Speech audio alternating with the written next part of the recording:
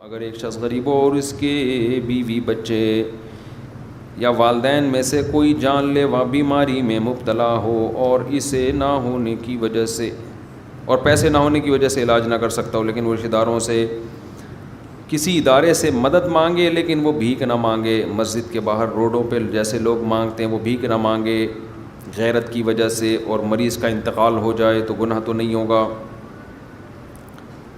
دیکھو، کسی سے کوئی پیسے نہ مانگے اور مریض کا انتقال ہو جائے گناہ تو پھر بھی نہیں ہوگا، لیکن ایسی صورت میں مانگ لینے میں کوئی حرج ہے نہیں۔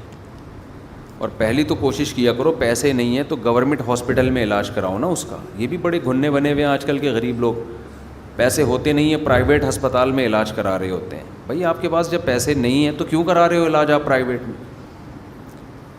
کہتے ہیں گورنمنٹ میں جو ہے وہ سہولتیں نہیں ہوتی، تو کوئی بات نہیں، اپنی چادر دیکھ کے پاؤں پھیلاؤ، نہیں ہے سہولت تو کم سہولتوں میں گزارا کرو۔ بھیک مانگنا اتنا برا عمل ہے، قیامت کے دن حدیث میں آتا ہے اس کے چہرے پہ گوشت نہیں ہوگا۔ اللہ چاہتے ہیں میرے غلام بن کے رہو، جب آپ نے ہاتھ پھیلا دیا آپ کی عزت گئی۔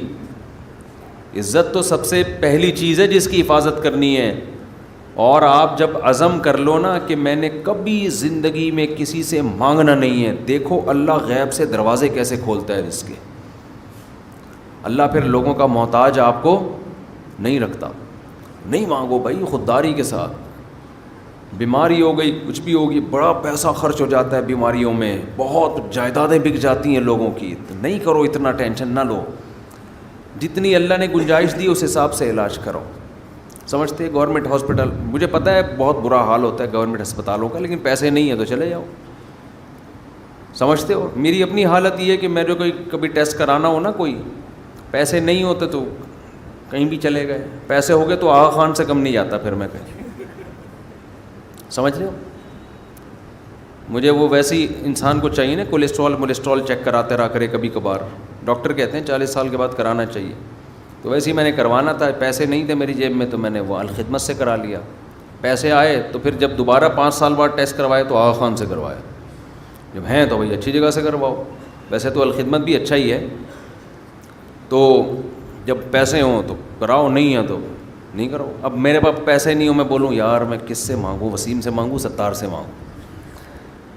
اور اگر الخدمت کے بھی نہیں ہے تو کراؤ ہی نہیں، کولیسٹرول کے ساتھ مر جاؤ، یہ زیادہ بہتر ہے چندے کے ٹیسٹوں سے۔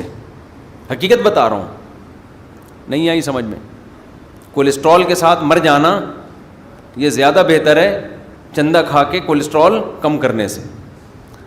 غیرت کی جو موت ہے نا وہ کولیسٹرول سے، یہ مجھے کوئی بیماری الحمدللہ نہیں ہے، ڈاکٹر کہتے ہیں، میں آپ کو بھی ترغیب دے رہا ہوں کہ 40 سال کے بعد نا یہ کچھ ٹیسٹ ایسے ہیں جو کروا لینے چاہیے، فنڈر زیادہ بننے کی ضرورت نہیں ہے۔ یہ جو لوگ 99% لوگ جو میں نے دیکھے، ابے کوئی ٹیسٹ ویسٹ نہیں، ابے کچھ نہیں، ابے سب بیکار کی باتیں، کھاؤ پیو زندگی، تھوڑے دنوں میں جو ان کی حالت ہوتی ہے نا، اف، ایسا رو رہے پیٹ رہے ہوتے ہیں، کیونکہ آج کل کی جو خوراکیں چل رہی ہیں نا مارکیٹ میں، وہ اتنا بیڑا غرق کرنی ہے صحتوں کا کہ 40 سال کے بعد میں اللہ کا واسطہ دے کے کہتا ہوں یہ موٹے موٹے چند ٹیسٹ کروا لیا کرو، اندازہ ہو جائے گا میں کدھر جا رہا ہوں میں۔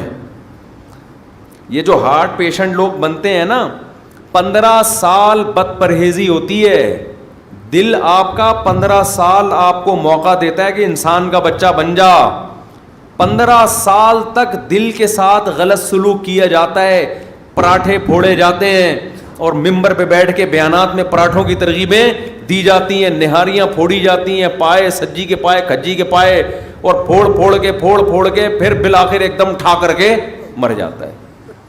یہ ایک دم سے نہیں ہوتا، 15 سال تک قدرت آپ کو موقع دیتی ہے، ٹیسٹ کروا لے، کوئی بلاکیج ہو رہی ہے تو ابھی ختم کروا لے اس کو، اور پراٹھے پروٹھے چھوڑ دے۔ 15 سال قدرت آپ کو موقع دیتی ہے، سمجھتے ہو؟ لیکن آپ کہتے کچھ نہیں ہوتا۔ ایک صاحب کو میں نے سمجھایا، آپ 50 سال کے ہو گئے، بی پی چیک کر لیا کرو کبھی اپنا۔ انہوں نے کہا یار یہ جو لوگ یہ شک کرتے ہیں نا انہی کا بی پی بڑھتا ہے۔ میں نے کہا پاکستان میں ہر آدمی بلڈ پریشر کا مریض ہے، اور بی پی ہائی ہوتا ہے گردوں پہ ڈائریکٹ ہٹ کرتا ہے، کڈنی فیل کر دیتا ہے, کبھی برین ہیمریج کر دیتا ہے, کبھی آڑا ترچھا کر دیتا ہے آدمی کو 2 منٹ کے اندر. تو میں نے کہا چیک کرا لو, اگر بڑا ہوا ہے تو احتیاط کر لو. نہیں جی, وہی ہوا, فالج ہو گیا. بہت واقعات ہیں, تھوڑے نہیں ہیں. تو آپ پرانے زمانے پہ قیاس نہ کریں. ہر دوسرا آدمی شوگر کا مریض, شوگر بھی ایسی بیماری ہے آپ کو موقع دیتی ہے, وہ ایک دم سے نہیں ہو جاتی. آپ ٹیسٹ کروا لو گے, پتہ چل جائے گا بارڈر پہ کھڑے ہو یا ابھی بہت دور ہے شوگر آپ سے. اگر بارڈر پہ ہو تو ابھی سے لڈو مڈو احتیاط کرنا شروع کر دو. آپ مٹھائی کھلانے پر کرو, کھانے کی کوشش نہ کرو. تھوڑی واکنگ شاکنگ ڈاکٹر سے تو شوگر کو پیچھے دھکیل دو گے. لیکن لوگ کر ہی نہیں رہے ہیں, ڈھیٹ بنے کی انتہا ہے, اور توکل کی باتیں کر رہے ہوتے ہیں کہ اللہ پہ اعتماد ہے ہمیں. جو لوگ ٹیسٹ کراتے ہیں بیماری بھی انہی کو. میں یہ نہیں کہہ رہا وہمی بن کے ہر چیز کے ٹیسٹ شروع کر دو, خام خامے بلا وجہ کی چیزوں کے.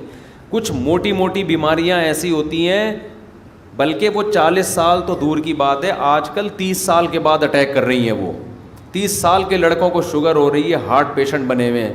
تو 40 سال تو ونس اپون اے ٹائم, اب تو پہلے ہی. اور توند اگر نکلنا شروع ہو گئی تو سمجھ لو کہ مسئلے خراب ہونا شروع. سب سے پہلا بیماری کی علامت ہے توند. ناڑا ڈھیلا ہو جاتا ہے آپ کا تھوڑی دیر میں, اوپر باندھا تھا نیچے چلا گیا. کھانا کھانے سے پہلے ڈھیلا تھا, کھانا کھاتے ہی ٹائٹ ہو گیا. بعض لوگوں کے ساتھ یہ ہوتا ہے, درد ناڑا ڈھیلا, کھانا کھاتے ہی ناڑا ڈھیلا کر رہے ہوتے ہیں. تو اس کا مطلب گڑبڑ شروع ہے. تو یہ کوئی عقل مندی کی بات نہیں ہوتی, یہ کروا لینے چاہیے انسان کو. اس سے پتہ چلتا ہے کہ بھائی کیا, پھر بھی بیماری آ سکتی ہے. آپ نے ٹیسٹ کروا لیے, وہ جو ہے نا وہ ہارٹ بھی چیک کر لیا, اور آپ نے شوگر بھی چیک کر لی, پھر بھی مر سکتے ہو. تو وہ تو پھر اللہ مار دے, تو پھر اللہ سے کوئی لڑ سکتا ہے کیا؟ پھر بھی مر سکتے ہو سکتا ہے پھر بھی شوگر ہو جائے آپ کو. لیکن اپنی طرف سے انسان موٹی موٹی چیزوں میں اس زمانے میں احتیاط کر لے. اور اگر فنٹر بننا ہے نا, فنٹر, پھر صحیح طرح سے بنو.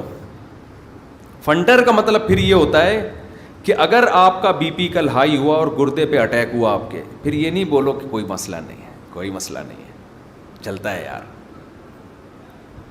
سمجھتے ہو. پھر یہ بولو, پھر بولو میں ٹیسٹ اسی وجہ سے نہیں کراتا تھا کہ ہو جائے تو کوئی مسئلہ نہیں. دنیا مسافر خانہ ہے, ایک دن ہم نے کیا کرنا ہے, مرنا ہے. لیکن اس وقت کیا کر رہے ہوتے ہیں, رو رہے ہوتے ہیں, ابے یہ کیا ہو گیا, ابے ڈائلسس پہ آ گیا, ٹھیک ہے نا, ابے میری آنکھوں کو کیا ہو رہا ہے, یہ بینائی کیوں جا رہی ہے شوگر کی وجہ سے, ابے بھائی یہ کیا ہو رہا ہے, کیا ہوا طوطے نے کہا تھا. تو پھر ٹینشن میں کیوں آتے ہو اتنا, پھر فنٹر بنا کرو.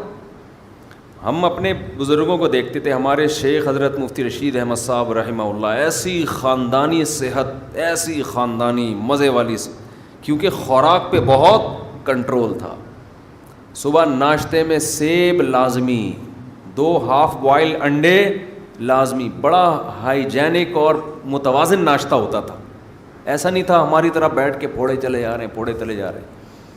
تو کھانا دوپہر کا قیلولہ, اس کا کیا فائدہ تھا, دیکھنے میں بھی اچھے لگتے تھے, خوش مزاج بھی تھے, کوئی ٹینشن نہیں, کوئی بیماری نہیں کہ بچے بار بار لے کے ابا کو ہسپتال بھاگ رہے ہوں.